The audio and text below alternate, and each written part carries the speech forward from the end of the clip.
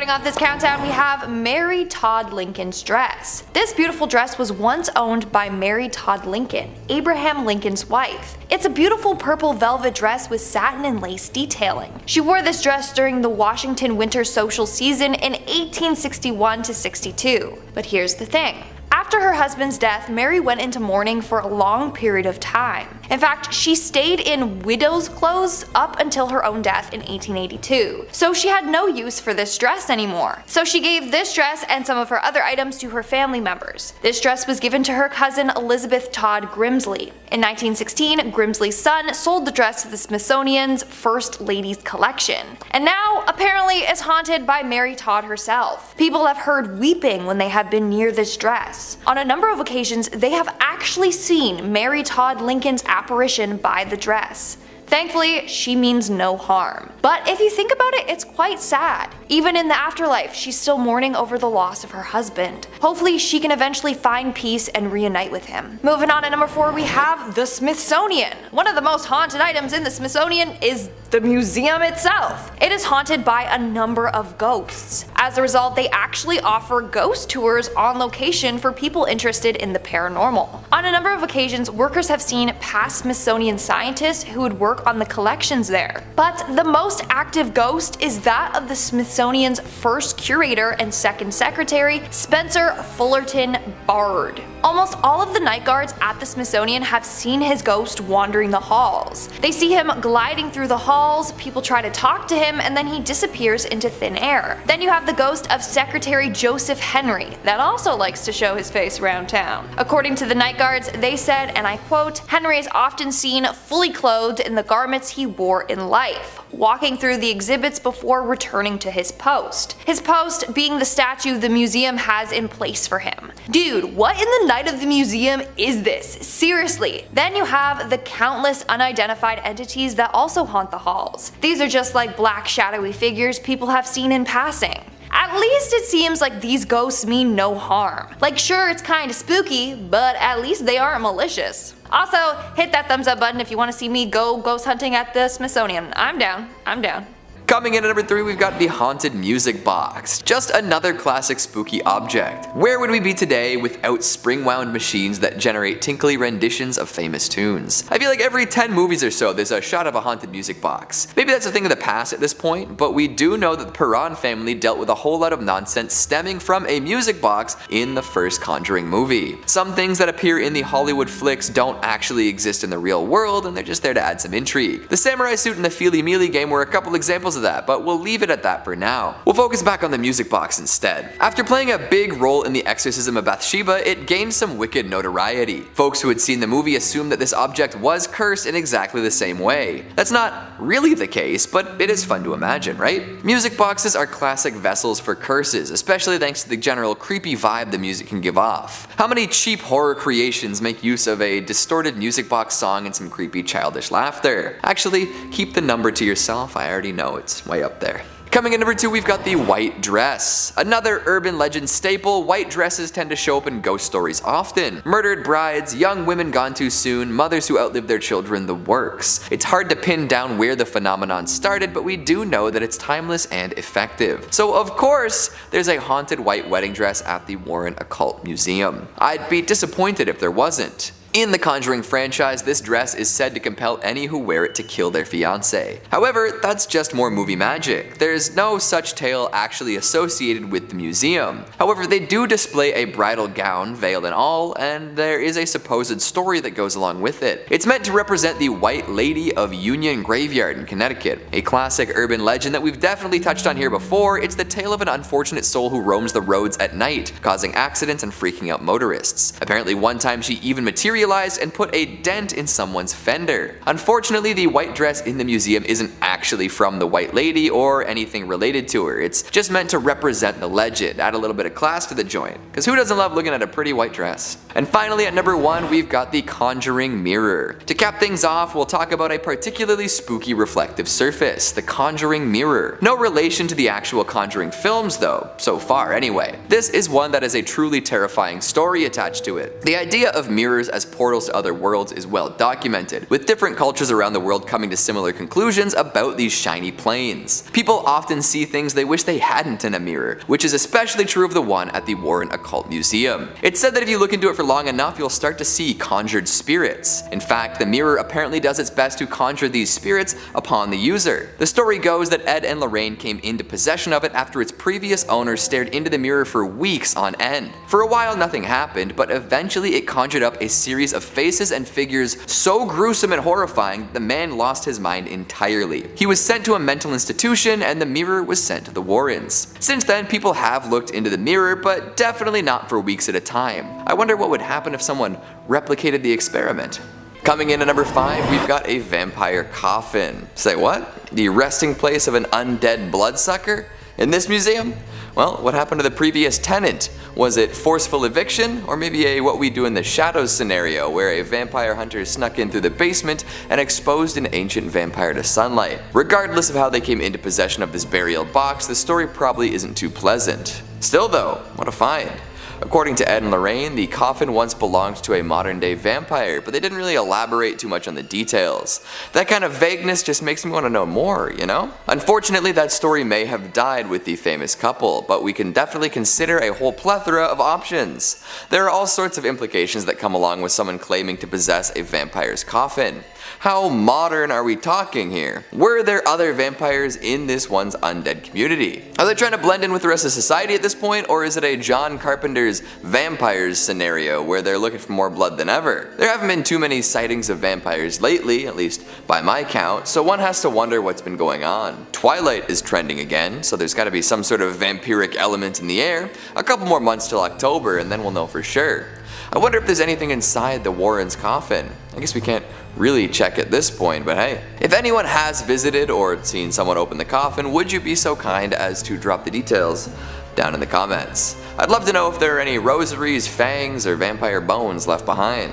Maybe even some scorch marks that might suggest that the vampire did indeed get burned. Gosh, a modern vampire. I wonder if they like video games or watching sports on TV. Coming in number 4, we've got cursed photographs. Cue the Nickelback jokes. Look at this photograph. Every time I see it makes me suffer. Not as catchy, but you get the point anyway. While none are particularly legendary, you can definitely assume that any photographs at the museum have a creepy backstory. I'm actually kind of surprised more cursed photos aren't circulating these days. It seems like a lot of photographs with spirits and curses imbued within are from the age of the darkroom, or even before that. Do you think that tintype pictures were more likely to be cursed? I suppose there was the good old practice of death photos. Plus, plenty of folks got included in family photos, even post-mortem, because the experience of having your picture taken was so rare. Folks have a lot more opportunities to snap pics of their friends and family these days, so images of corpses made up to be more alive are probably less common, at least as far as I know. The internet is a deep and dark place, and I'm sure there are folks who would pay top dollar for something like that taken with a mirrorless DSLR. Oh boy. Back to the museum though, there are entire walls covered in creepy old photographs. It kind of feels like a haunted house attraction at a theme park sometimes, now doesn't it? We've got brides with their faces totally obscured, white dress and all. Are those flowers symbolic or something? I guess we can't really know. Images of sinister looking men in hunting garb adorn the walls as well, making folks wonder what their story might be. Sullen-faced children looking past the camera, images of demonic figures, questionably dark photographs of things difficult to make out the works. To look at these photos is one thing, but to have one in your home is something else entirely. Thankfully, they're at the museum and not for sale. However, there is the good old theory that photos of the photos might bring the effects of the curse wherever they're viewed. So like the shadow doll, you might be done for just by looking at these pictures of pictures. Maybe consider investing in some holy water or seeking out the advice of a paranormal expert. Good luck with all that. In our third spot today, we have the ancient Egyptian treasures. Rumor has it that a number of treasures or artifacts from ancient Egypt are cursed. I mean, you all know about King Tut's curse. Well, there are a couple of items in the Smithsonian from ancient Egypt that are definitely haunted. For starters, we have the scarab. This scarab is believed to be from King Tut's tomb. For starters, it is believed that bad luck will fall on anyone who handles King Tut's body or other artifacts in his tomb. Everything in there is believed to be cursed by King Tut himself. I'm sure you've heard of the story of Howard Carter and his team that excavated the tomb. After doing so, several of the people involved died suddenly and mysteriously, so it's believed that this scarab is cursed along with the other items there. And then we have the mummified cat head. Yeah, you heard me. Now this one actually isn't from King Tut's tomb, but a woman named Mab B. Nylon donated a cat's head. Yeah, just the head. Who knows where the body is? Hey, maybe she kept it for herself and it's on display in her house. I'm not gonna judge. Anyways, this creepy thing is a preserved, mummified cat's head wrapped in linen. Inside contains a real cat skull. Well, according to a number of workers, they have seen a ghostly cat apparition move around this display. This damn ghost cat is probably out looking for the rest of its body. This cat has also been seen wandering the halls and in several other exhibits as well. Moving on at number 2, we have the Black Aggie. This all started back in the 1800s when a woman named Marianne Hooper Adams, known by her friends as Clover, sunk into a terrible depression. As a result, she drank some of her photography developing chemicals and took her own life. After her death, her husband commissioned a sculptor to make a memorial statue of her. It was named the Adams Memorial, and later Black Aggie. But because of how it looked, people called it Grief. And that's when this creepy legend surrounding it was born. Legend goes that if you stare into her eyes long enough, they'll open up and start glowing red. Those that see her eyes will either be killed by her or she will cause you to go blind. Not only that, if you sit on the statue's lap at midnight, then you will die within 2 weeks. It's also said that pregnant ladies should never go near her. If they do, she will cause them to miscarry. Of course, this is just a creepy legend, right? Well, supposedly there's real life stories of this haunted statue taking people's lives. One man put a cigarette out on the statue's hand and he was later found dead with a gunshot wound to the head. Another man was found dead at the foot of the statue and no one knows his cause of death. Now, you may be wondering how the statue got to the Smithsonian. Well, because of the legend, a lot of people were breaking into the cemetery at night to visit it, and it was often vandalized. So the family donated it to the museum where it remains to this day. And in our number 1 spot today, we have the Hope Diamond. This is a very beautiful diamond from India, but here's the thing. It was stolen from India, and then a curse was placed on it. Back in 1792, the Hope Diamond was part of a Hindu statue. It was one of the idol's eyes. And then somebody went in and took the 115-carat diamond out. Upon discovering that the diamond was stolen, priests put a curse on it. The curse was said to affect anyone that put their greedy little paws on it, which turned out to be a lot of people over the years. And guess what? Bad luck befell to every single one of its owners. It's said that the man who stole the diamond shortly came down with a raging fever and died shortly after. Legend continues on saying that his body was ravaged by wolves. Continuing on,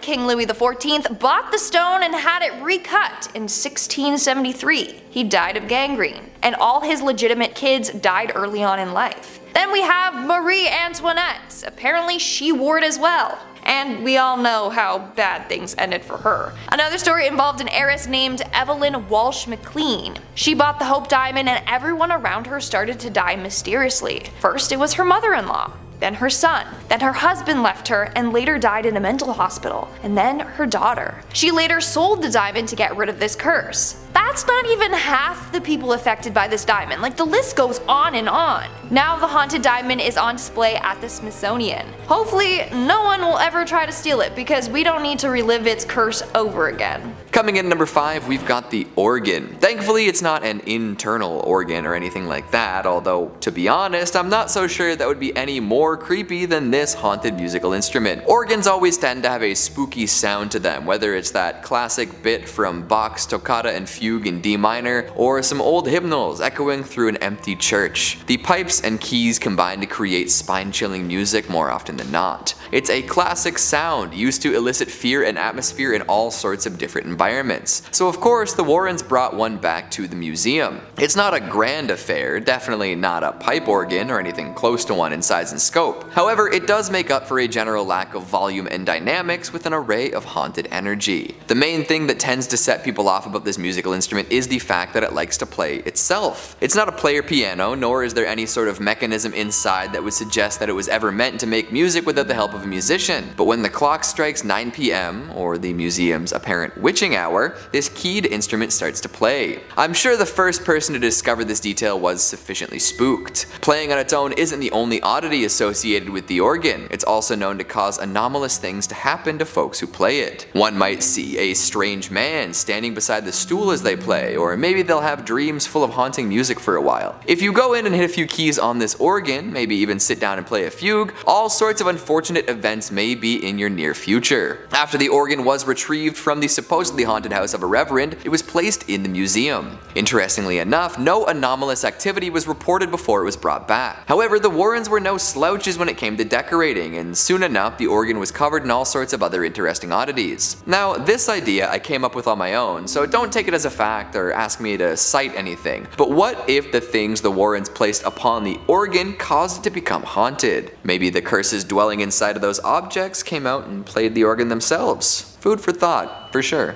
Coming in number 4, we've got human skulls. Speaking of objects that may or may not be cursed but also make for great decorations, the Warrens had quite the collection of human head tops. The pearly white bone matter that makes up the shield for our most important organ. That's right, plenty of human skulls in the museum. And not just for archaeological and medical purposes, these were skulls supposedly used in different satanic rituals. Oh boy.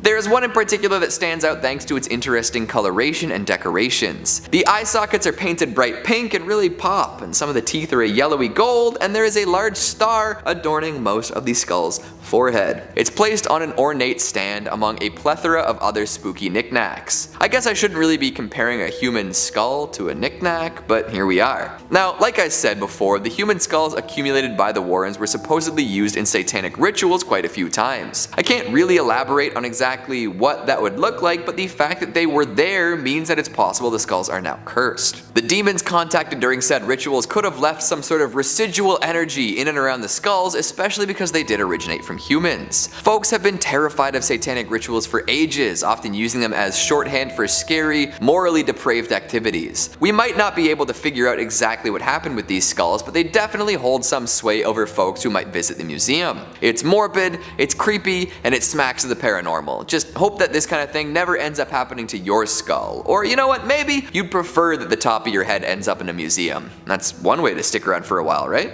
Coming in number 3, we've got demonic masks. Masks hold such rich meaning all across different cultures. The obscuring of one's face can cause so many things to happen, both good and bad. There's the classic idea that once a person puts on a mask, they will finally act as their true self. Others know that masks can protect folks from recognition, whether that means from other humans or paranormal entities that want to take something from you. On stage and in day-to-day performance, masks are associated with deception and hiding one's identity. So when they're used in dark rituals or other haunted rites, they may be inhabited by things other than people.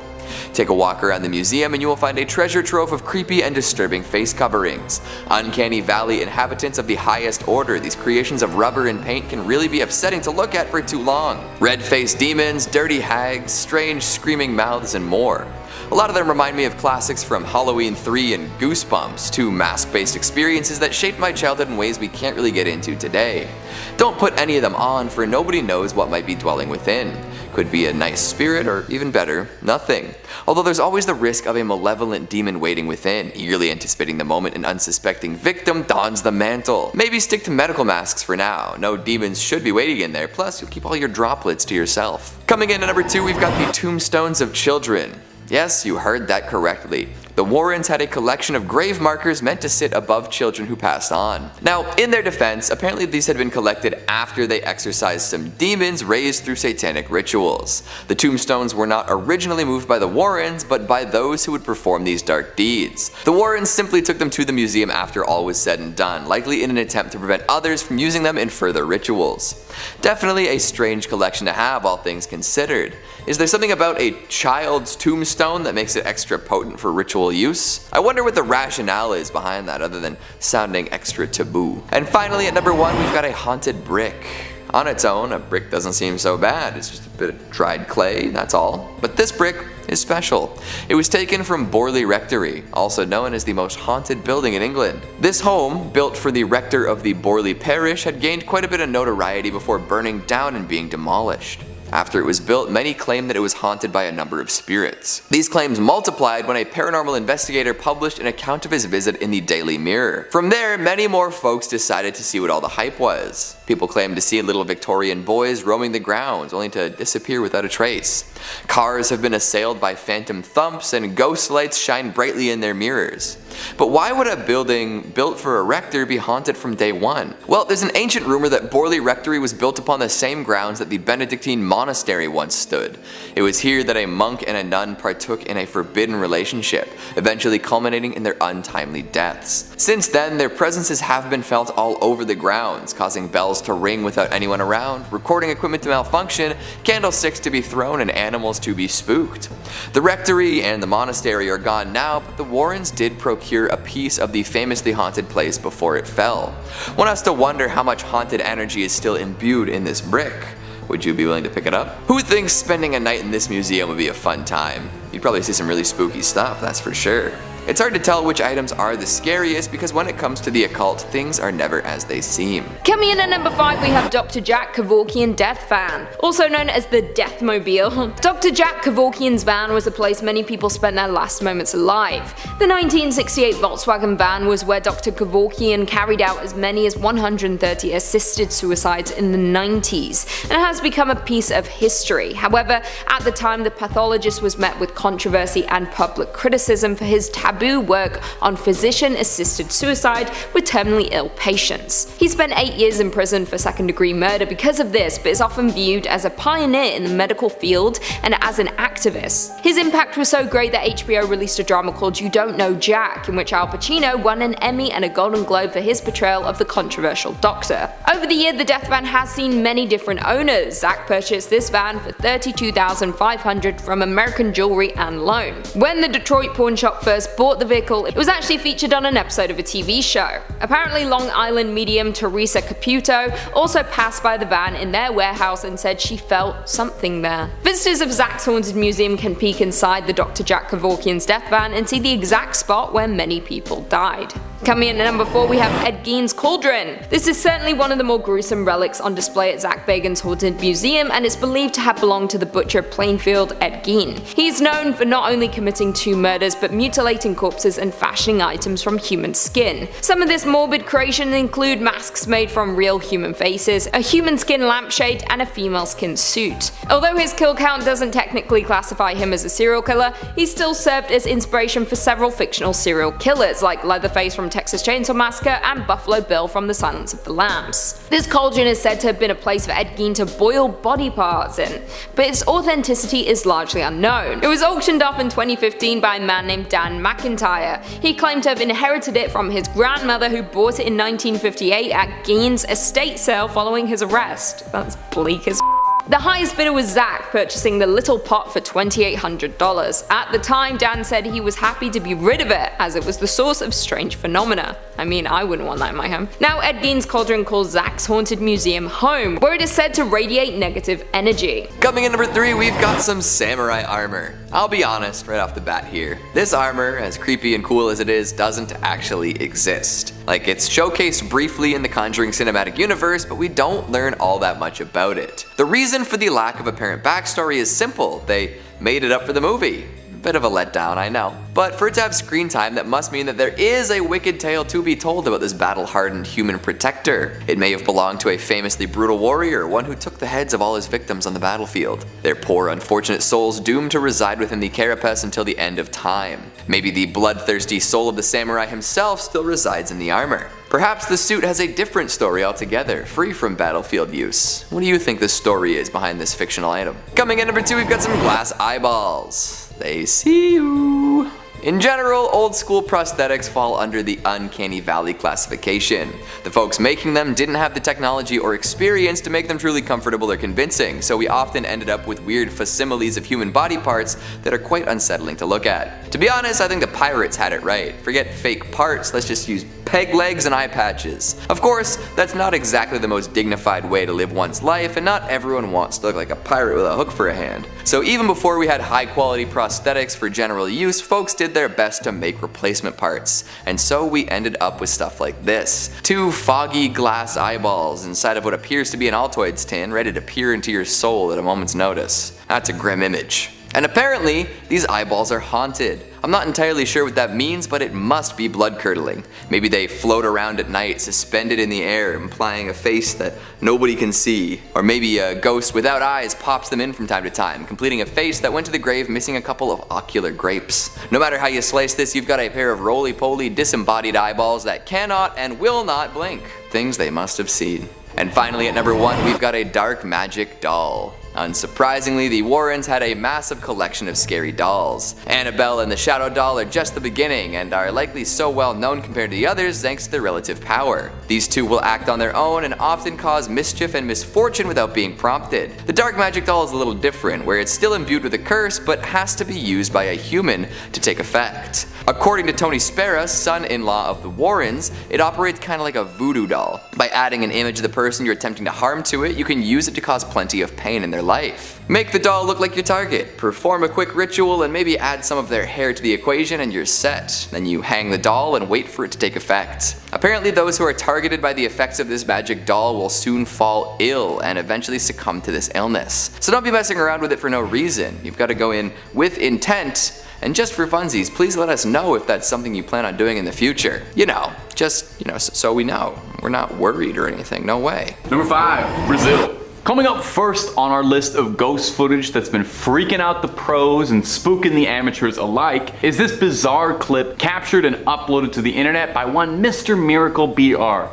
Thank you, Mr. Miracle. Mr. Miracle shared this, and we're glad they did, even if it does have us questioning the nature of our reality ever so slightly. The footage appears to be a body camera footage of a police raid in Brazil, where a group of plainclothed officers are ready to kick down doors to deal with whatever's hiding inside. Of course, they might just be the wrong emergency department to call, as it seems like the Ghostbusters might have been a lot more appropriate. Take a look now. When they kick in that door, either they used a little bit too much force, or there's something in there they're not going to be able to put handcuffs on. The door keeps banging, swinging rapidly and violently back and forth in place. Whatever's going on with this one door seems to be present on all the doors in this warehouse, as every door they pass through starts swinging violently as if it's got a mind of their own, leading to the men getting understandably jumpy. You know, the academy doesn't teach you how to deal with ghosts. They start looking over their shoulders over and over, and the video cuts pretty short when the men start to dart down the hall, running away in a flurry. Running away from what, I wonder. Now this clip alone is already pretty unsettling. Imagine, even with you and your squad, well trained, heavily armed, I still think seeing something you can't explain would have me on edge in a building that already looks pretty creepy. The creepiest part though is apparently this happens to cops more than we know. When the clip was posted, someone on Reddit responded with their own experience in the service, and they wrote, "I've cleared some creepy buildings as a cop. The most unrealistic thing about this video is that they kept going. I remember clearing this abandoned plantation house that still had an alarm hooked up with my partner. As we cleared each room, we left the doors open so we knew we were cleared. Turned around after the last door and all the doors were shut. Noped on out of there." Makes a lot of sense. I would probably do the same. And if you're looking for way more videos about ghosts, goblins, ghouls, and basically everything freaky above the sun and below it, Top 5 Scary is the place to be. Hit that subscribe button, please tickle that little bell if you wouldn't mind, but do that after this video, because we got way more ghost sightings coming up for you right now. Coming in at number 4, back in the late 1930s, on an especially dark evening, a nun was driving a school bus filled with children home after a field trip. They were heading down Shane Road, but when approaching the railroad crossing, the bus abruptly stalled out on the tracks. Most of the students were sleeping, so the nun was quietly attempting to start the engine back up, when a train emerged, seemingly out of nowhere, as its headlamp was burned out. Something that hopefully wouldn't happen anymore. It was too late to evacuate the children, as the train was moving way too fast. The nun, desperately and frantically, turned the key, making one last attempt to restart the bus, just as the train smashed through the bus, cutting it in half. The nun was thrown through the windshield, but miraculously survived. The rest of the folks on the bus weren't as fortunate and passed from the event. A few weeks later, the nun, guilt-ridden and heartbroken, returned to the site of the accident, filled with guilt and wanted to end her life. She parked her car on the tracks and sat there, waiting for the next train to come along. Later, when a train came into sight, speeding down towards her, in the same way as that tragic night, the nun began to hear some familiar voices. Then,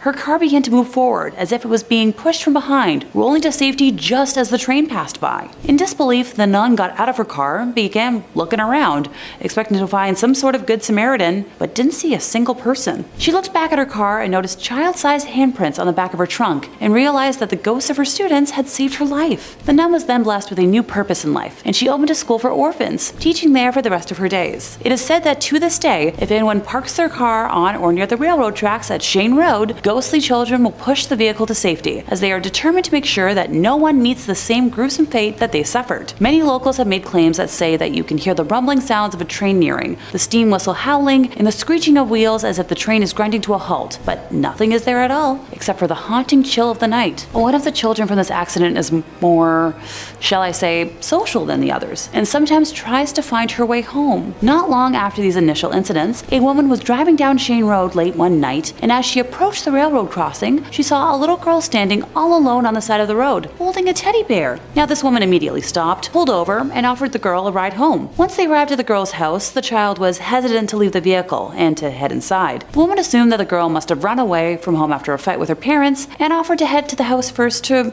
reassure the family. When the woman got out of the car, she looked back to give the child a reassuring smile, but the girl had completely vanished. She quickly reopened her car door, but no one was there. However, the seatbelt was still fastened. The photo evidence we have from this tale shows the little girl waiting by the tracks, just wanting to get home. Coming in number 3, we've got the Shadow Doll. Now, we've all got a particular cursed doll in mind when it comes to the Warrens, and now she's the star of a major motion picture franchise, so it seems that she's always going to come in first. But there is another doll at the museum that should elicit at least the same amount of fear. That's right, I'm talking about the Shadow Doll. This thing is downright butt ugly. Like, Annabelle as an OG Raggedy Annie is kind of creepy, and they had to make sure they punched up the creepiness with some porcelain features and unnerving eyes for the movie. But if they made a movie featuring the Shadow Doll as is, I think they might actually have to make it less creepy. For real, I don't know if big movie theater chains would allow something like this on their screens. Feels like something out of a snuff film, maybe a low-budget exploitation flick. Nobody's looking at this and saying, oh yeah, I want to watch a whole movie based on this thing. Worse yet, the Shadow Doll seems to carry a much more terrible curse than most. Plenty of cursed dolls require you to be in the same room as them in order for the worst of the effects to hit you, but the Shadow Doll just needs you to view a picture of it to generate risk. Just looking at it means there's a chance it'll visit you in your dreams and kill you there, Freddy Krueger style. And based on looks, I don't think it would make it fun like Freddy does. It would just be brutal and upsetting. Goodness gracious. Coming in number 2, we've got the Pearls of Death. These are known for their outrageously dangerous powers. They might just look like a nice set of pearls waiting to be adorned by the fanciest of folk, but be warned, the glamour is not worth the price. And I'm not talking about how much you pay for them. No, it is not money that these pearls want, it is your life. Owners of this particular string of aquatic orbs have complained time and time again of the necklace constricting around their throat and choking them. According to the first woman to adorn herself with this luxurious item, she felt as if she was being strangled as soon as she put them on. She attempted to take them off, but was unsuccessful. Panicked, she rushed out to request help, and it took multiple people yanking on the string to finally set her free. Since then, people have been very reluctant to wear these pearls. Some believe that a Satanist or black magic worshipper cursed the necklace before it was given to the unfortunate woman, kind of like the opposite of a holy person blessing an object. How fun. I wonder if we got a priest in there, whether they could cancel out the curse. I suppose not too many people are willing to test whether or not the pearls are still strangling. And finally, at number 1, we've got Annabelle, the Warren Museum tenant who needs no introduction, the mistress of the glass case, the shadow clawer of college boyfriends, the mega million movie star herself, Annabelle. What a classic cursed doll. Honestly, I'm sure the museum could liquidate most of their other objects and still have a similar crowd come by if they just kept Annabelle. Legendary. She looks a little different in real life than in the movies, although I'm sure this is true of any movie star. We've already discussed her Raggedy Annie appearance, especially compared to the more porcelain figure in the flicks. However, this doll makes up for a lack of spooky looks with a plethora of terrifying tales. After being gifted to a nursing student, Annabelle started acting strange. She'd move around the house on her own and leave little notes to the girls living there. Eventually, she would attack and strangle the boyfriend of one of the students, leaving them desperate for help. The Warrens soon arrived and whisked the doll away. However, they seemed to know know just how wretched and terrible she could be, and as such, they locked Annabelle away in a holy box. This seems to keep her at bay, but who knows? Someday she could break free once again. I'm sure there are plenty more extra cursed and haunted objects held at the Warrens Occult Museum, but today we've only got time for 5. Coming at number 5, we've got the Satanic Idol. Now, Satan is usually quite a controversial figure. In the past, any mention of the name would have been associated with something terrible, especially as satanic panic swept the nation. Why won't anyone think of the children, right?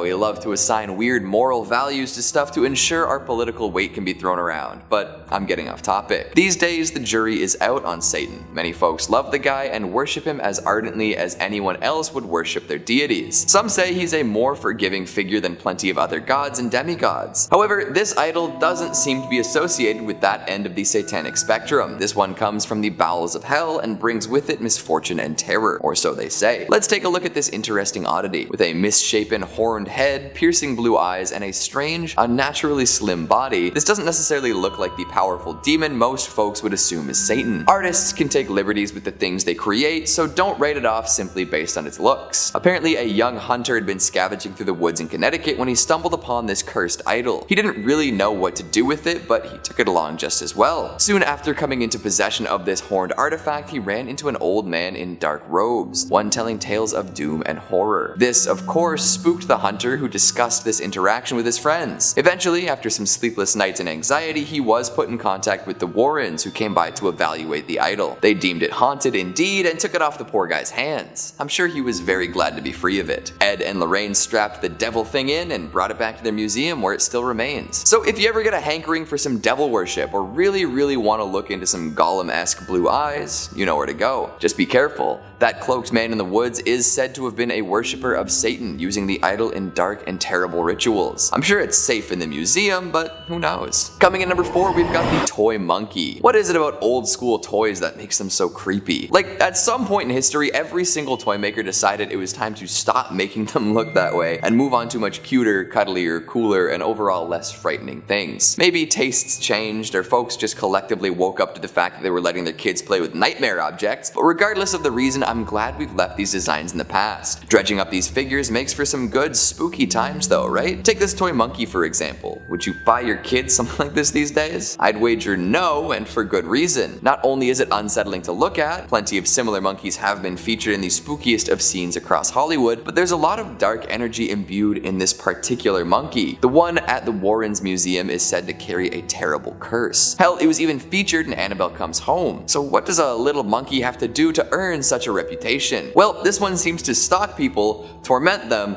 and then kill them.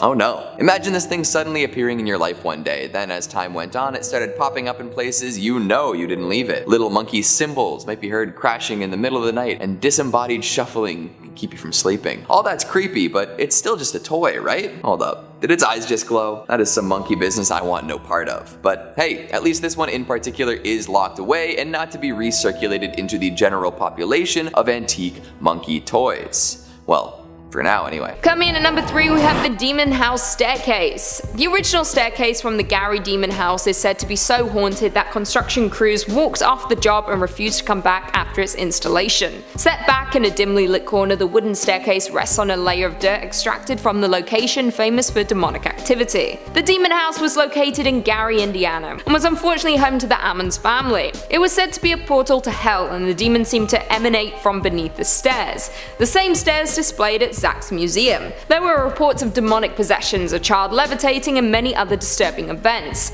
The family's matriarch, LaToya Ammons, had to undergo multiple exorcisms as a result. It was so bad that even the local police department and social services were convinced of its purported hauntedness. There are things in this world that we will never fully understand, like why Zach decided to buy the home plagued by demonic entities. He did shoot his documentary Demon House there, where he investigated the haunting. It must have left an impact on him because the house has since been demolished and the stairs continue to haunt Zach's museum. Coming in at number 2, we have the Devil's Rocking Chair. This sinister chair is linked to a very famous investigation done by Ed and Lorraine Warren, and its story serves as the plot for the Conjuring The Devil Made Me Do It. Zach actually purchased this chair for $67,000 just hours before the death of Lorraine Warren.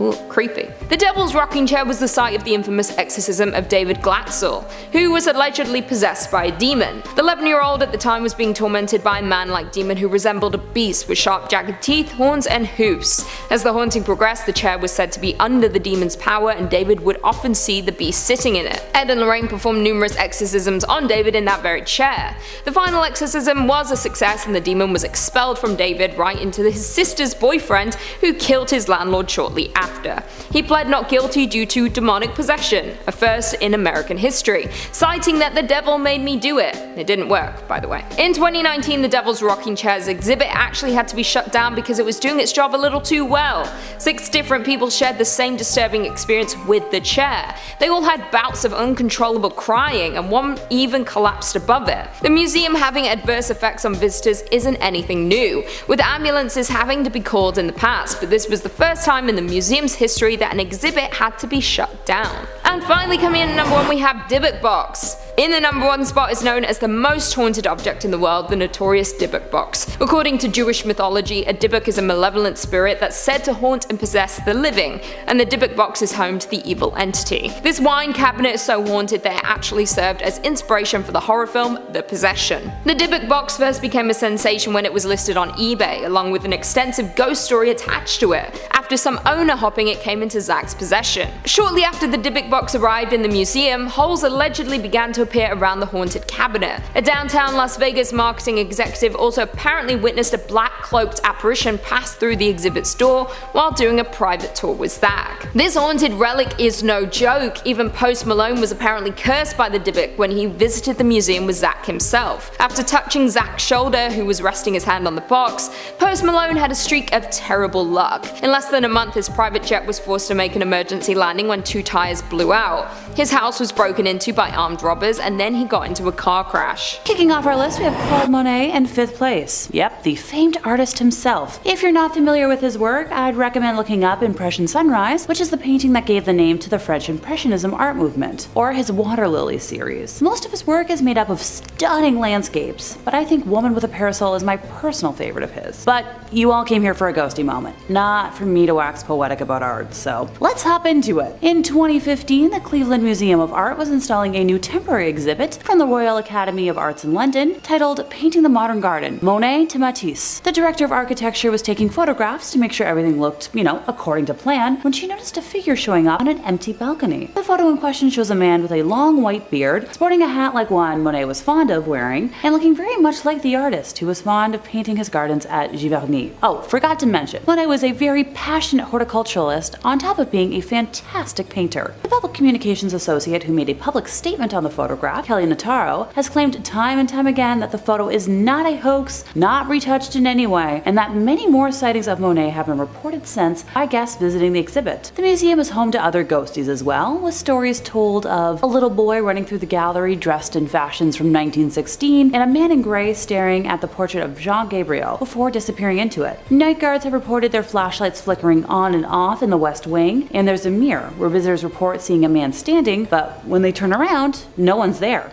Fascinating to me that Monet chose a small museum in Cleveland to appear in, and not the museum in Paris that's, dedicated to only his art. Maybe he felt cozy amongst all the other ghosts. Or perhaps he's traveling the world to make sure his art is safe? Let me know in the comments what you think. In 4th place, we have the Grey Lady of Hampton Court Palace. I guess I should probably introduce her formally to begin with, Dame Sybil Penn. She was a servant at Hampton Court to 4 Tudor monarchs, being the nurse of Prince Edward and also Elizabeth I, nursing her through smallpox before succumbing to it herself in 1562. Sightings of her ghost began being reported in 1829, when the church of the palace was rebuilt and her tomb was moved. I'd probably be ticked as well if I had been resting for that long and then was disturbed. I'm pretty cranky as a person if you wake me up from a deep sleep. Trust me. Once upon a time, I accidentally roared at a friend who was trying to wake me up. Not my finest moments. Anywho, soon after being so rudely disturbed from her grave, strange noises of a person working a spinning wheel were heard through a wall at Hampton Court, which led to the discovery of a previously unknown chamber containing an antique spinning wheel. My inner fairy tale nerd is screaming right now about Charles Perrault. Don't mind me. The photograph we're specifically discussing today was taken in 2015 by Holly Hampshire, age 12, who thought she was taking, a fairly routine picture of her cousin Brooke McGee, also 12, during a day out at the 16th century home while in the King's apartments.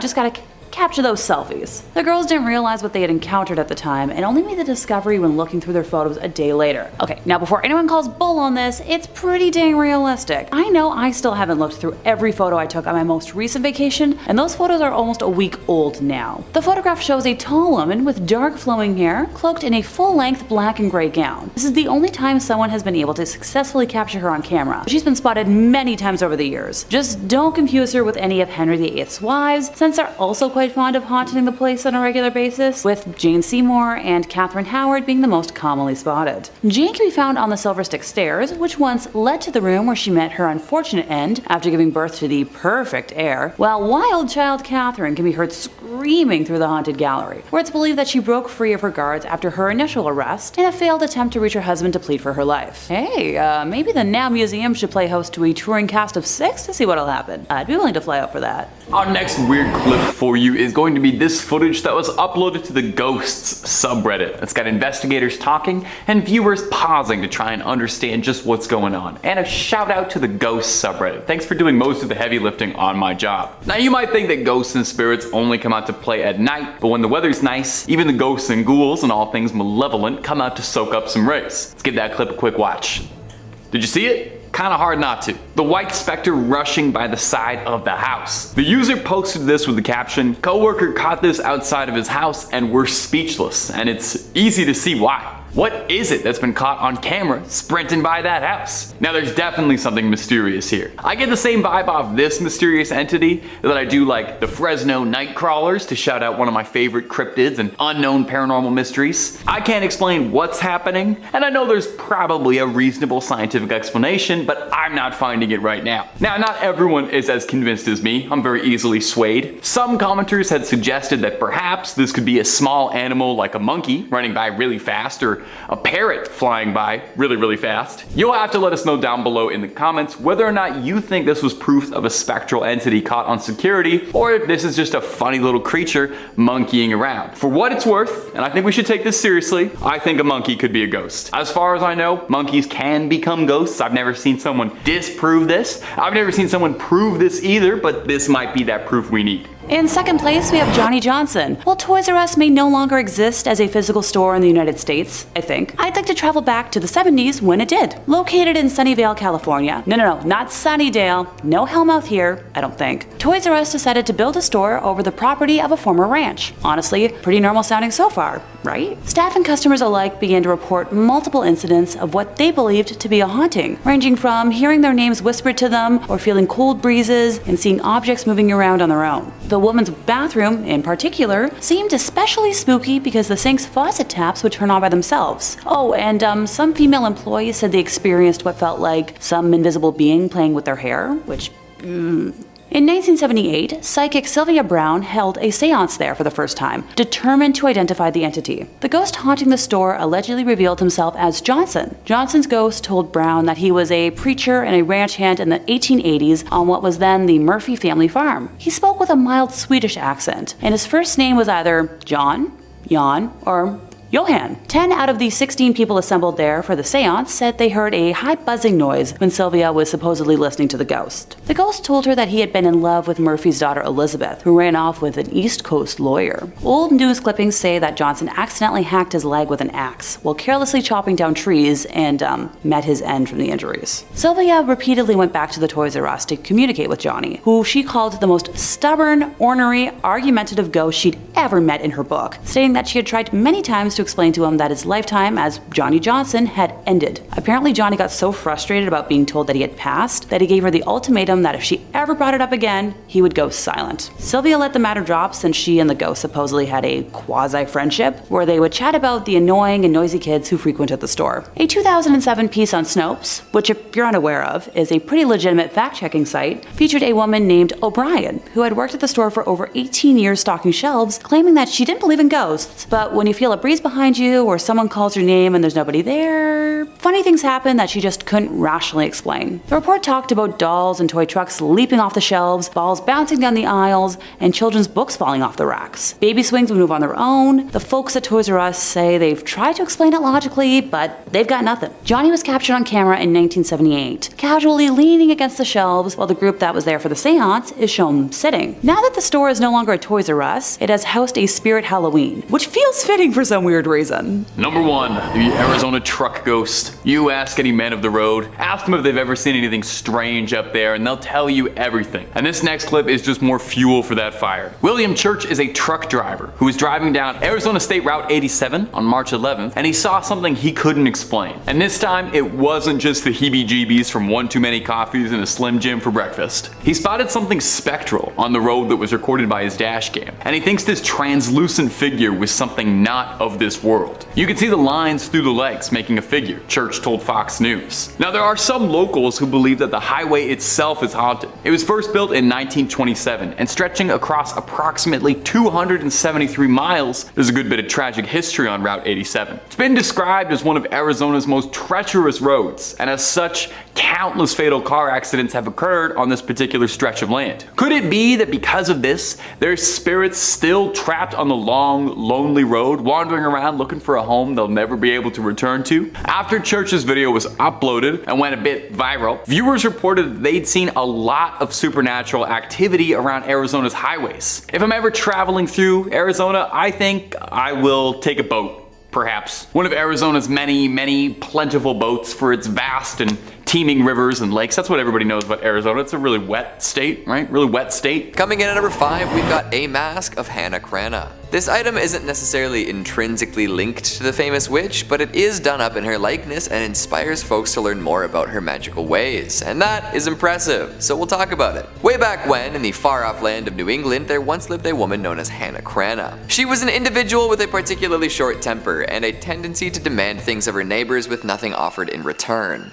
Come on, Hannah. Now, oftentimes her neighbors would say no to these demands, resulting in a bit of a tantrum from Miss Cranna. These could be scary and upsetting, but nothing too terrible, or so they thought. Often, after refusing Hannah Cranna a favor, these neighbors would have some misfortune befall them, and because of the rumors circulating, they didn't usually chalk this up to simple bad luck. No sir, they suspected witchcraft. The idea compounded over time, especially as things seemed to get worse around Hannah. Her husband wandered off into the night and perished after falling off a cliff. This put even heavier suspicion upon Hannah, who at this point was deemed a witch by all of her neighbors. And Hannah Cranna embraced this title with aplomb. Good for her, right? She took to walking around with her rooster, old Boreas, who many suspected to be her familiar. She cursed her baker neighbor to bake less tasty pies, and cursed a young fisherman to never catch a fish again. And eventually she foresaw her own death and made some more of her famous demands in relation to her burial. Her neighbors were told to carry her coffin to her grave by hand, not by cart. She also refused to be buried before sundown. Of course, when she kicked the bucket, they didn't want to deal with all this. But when they attempted to drag her coffin through the snow by sled, it would slide off and down the hill, forcing them to try again. And to top it all off, when they returned to Hannah Cranna's home at the end of the ordeal, it had burned to the ground. A witch through and through. So be careful while looking at this mask. Who knows if somehow Hannah Cranna could still be channeling power through it. Coming in number 4, we've got some Satanic Books. We've talked quite a bit about the allure and taboo that comes along with satanic rituals. When people find masks, dolls, tombstones, idols, and more associated with Satanism, they tend to get pretty freaked out. They tell tales about what these objects may have been used for in the past and generally attribute a whole lot of dark energy to them. Whether anyone doing this understands exactly what they're talking about is totally up in the air. It seems that every few decades or so there's a brand new satanic panic. X is leading to Y and it's going to corrupt our children. Why won't we think of the children? However, if folks took the time to attempt to understand what they were really talking about, I would bet that the panic might recede a little bit. The frantic reactions of the ill-informed will never stop, will they? On the many shelves of the War and Occult Museum sit volumes and volumes of satanic books. These could be read by those afraid of what rituals might be impacting people around them, or they could sit there and look scary. If you're afraid of something, it is likely that you just don't understand it. Demystifying ideas and people and creatures is often a good way to really get to the core of what makes them scary, and then you can see them for what they really are. People would probably claim that all these satanic books at the museum are haunted or cursed or have a history of being used in evil rituals, but would never themselves read one to find out exactly what the contents entail. Maybe that saves them from being haunted, but also it could cause them to live in ignorance longer, using fear as an excuse to make broad assumptions and statements. I know this isn't a fantastic analysis of the actual books found at the War and Occult Museum, but I feel like when discussing things like this, it can be helpful to encourage curiosity over fear. Who knows? Maybe you'll learn something useful. Hopefully without having to resort to rituals and sacrifices. In third place, we have the Brown Lady. I swear this isn't going to turn into a list of spooky ladies identified by the color of their gowns. I promise! According to legend, the Brown Lady of Raynham Hall is the ghost of Dorothy Walpole, the sister of Robert Walpole, who is generally regarded as the first Prime Minister of Great Britain. She was the second wife of Charles Townshend, who was notorious for his violent temper. The story says that when Charles discovered that his wife had committed adultery with Lord Wharton, he punished her by locking her in her rooms in the family home, which is, you guessed it, Raynham Hall. She remained there until her death in 1726 from smallpox. The first recorded claim of a sighting of the ghost was by Lucia C. Stone during a gathering at Christmas of 1835 when she observed the Brown Lady because of the dated dress she wore. The following evening, another guest claimed to have seen the Brown Lady again, later reporting that on this occasion he was drawn to the Spectre's empty eye sockets, which were dark in the glowing face. These sightings led to some staff permanently leaving Raynham Hall, and you know what? Valid. The next reported sighting was made in 1836 by Captain Frederick Marriott, a good friend of Charles Dickens and the author of a series of popular sea novels. It is said that Frederick specifically requested that he spend the night in the most haunted room of Raynham Hall to prove his theory that the haunting was caused by local smugglers to keep people away from the area, and not by an actual ghost. The first 2 nights he slept with a personal safety bang device under his pillow and encountered nothing. If you didn't get what I'm referring to, just ask someone in the comments. On the third night, his final evening, 2 young men knocked at his door very late at night as he was undressing to go to bed and asked him to step over to their room at the other end of the corridor and give them his opinion on a collector's item that had just arrived. As they were leaving the room, he brought his personal safety device, joking that it was in case he met the Brown Lady. When the inspection of the item was over, the young men declared that they would accompany him back, joking yet again about the Brown Lady. And this is where I warn y'all, if you tempt fate, fate will deliver. The corridor was long and dark, since the lights had already been extinguished by that point in the night, but as the group reached the middle of the corridor, they saw the glimmer of a lamp coming towards them from the other end, and assumed it was from one of the women in the home visiting a nursery. For context, the bedroom doors in that corridor faced each other, and each room had a double door with a space between, as is the case in many old-fashioned homes. Frederick felt uncomfortable being undressed around women, so out of modesty, slept within one of the outer doors with the guys, in order to conceal himself until the lady should have passed by. As my roomie would say, what a distinguished gentleman. He watched her approaching nearer and nearer through the crack of the door until she was close enough for him to distinguish the colors and style of her outfit, and he recognized the figure as the Brown Lady. He had his finger on the trigger of his device and was about to demand that the ghost stop and give the reason for its presence there, when the figure halted of its own accord before the door, and while holding the lighted lamp she carried to her features, grinned in a malicious and diabolical manner at him. Ooh la la. This act infuriated Frederick, prompting him to leap into the corridor and discharge the device in her face. The figure instantly disappeared in the tiny, kaboom, passed through the outer door of the room on the opposite side of the corridor and lodged in the panel of the inner one. Frederick never attempted to interfere again, so I'll give him a common sense point for that. The Brown Lady was caught on camera on September 19th of 1936 when Captain Hubert C. Prevand, a London-based photographer working for Country Life magazine, and his assistant, Indre Shira, were taking photographs of Raynham Hall for an article. They claimed that they had already taken a photograph of the hall's main staircase and were setting up to take a second when Indre saw a vapory form slowly taking on the appearance of a woman moving down the stairs towards them. Captain Hubert quickly took the cap off the lens while Indre pressed the trigger to activate the camera's flash. Later, when the negative was developed, the now famous image of the Brown Lady was revealed. The ghostly experience and photograph of the Brown Lady was published in Country Life magazine on December 26th of 1936, January 4th, 1937 edition of Life magazine.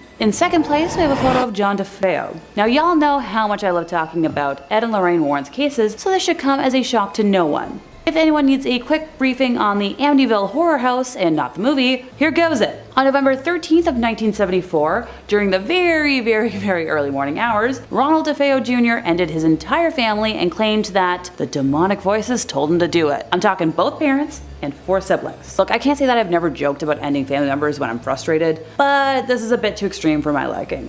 Oh, and about a year after that slaughter, a new family moved into the home, but fled after just 28 days, claiming it was haunted beyond any way to live in it, describing slime oozing from the walls, windows that would suddenly shatter, instances of levitation, and more. I'd be here for like an hour if I went into full detail. The image I'd like to highlight today was captured by Gene Campbell, a professional photographer who was part of the team who worked with paranormal investigators Ed and Lorraine Warren, who were called in by the Lutz family during the horrors they experienced while, still trying to live in the home. Gene had set up an automatic camera that took infrared pictures to capture the second floor landing during the night. It features what appears to be a young boy with white eyes, believed to be John, who is peeking out of a doorway. George Lutz revealed the Amityville ghost boy photo. George Lutz revealed this photo on the Merv Griffin show back in 1979, 3 years after it was taken.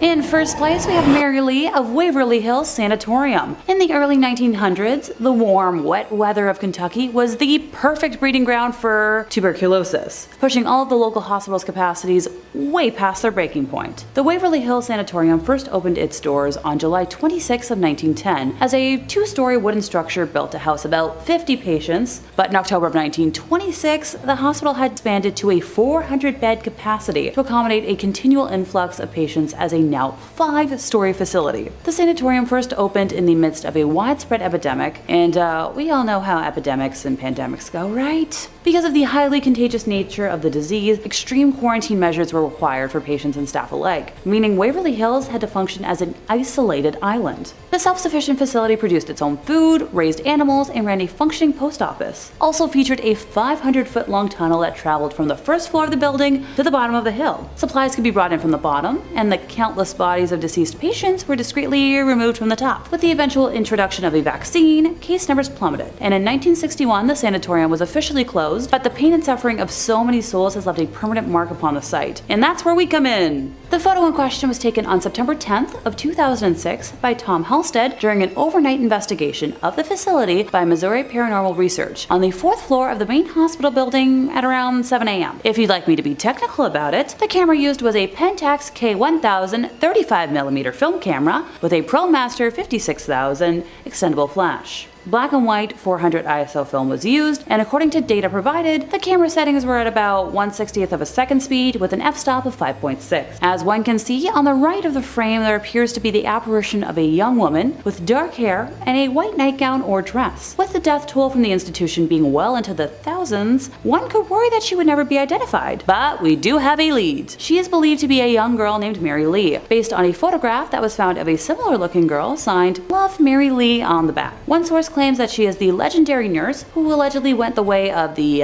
rope necklace in room 502 after learning she was pregnant by a doctor and had tuberculosis. If you visit the sanatorium today for one of their ghost walks, you'll be sure to encounter her amongst the spooky residents that never left.